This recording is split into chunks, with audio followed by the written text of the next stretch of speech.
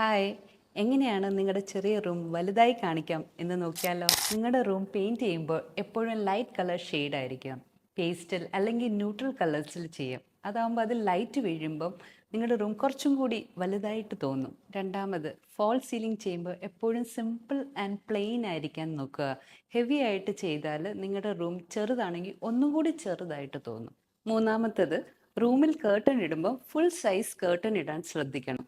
വിൻഡോയുടെ മുകളിൽ നിന്ന് താഴെ വരെ വെക്കുമ്പോൾ നിങ്ങളുടെ റൂമിന് ഉയരമുള്ളതായിട്ട് ഒരു ഇല്യൂഷൻ ക്രിയേറ്റ് ആകും. നാലാമത്, വലിയതും ഭാരം കൂടിയതുമായ ഫർണിച്ചർ ഒഴിവാക്കിയിട്ട് സിമ്പിളും മൾട്ടി ഫങ്ഷണൽ ആയിട്ടുള്ളത് ഉപയോഗിക്കുക. അഞ്ചാമത്തത്, ഭിത്തിയിൽ വലിയ മിറർ ചേർത്താൽ നിങ്ങളുടെ റൂമിൽ ഡെപ്ത് ഉണ്ടാകുന്നു, സ്പേസ് ഇരട്ടിയായിട്ട് തോന്നുന്നു. ആറാമതായിട്ട്, നന്നായിട്ട് ലൈറ്റിംഗ് കൊടുക്കുക.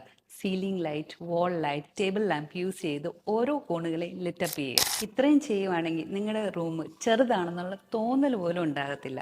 അപ്പോൾ കൂടുതൽ ഇൻറ്റീരിയർ റിലേറ്റഡ് വീഡിയോസിന് വേണ്ടി ഞങ്ങളെ ഫോളോ ചെയ്യുക.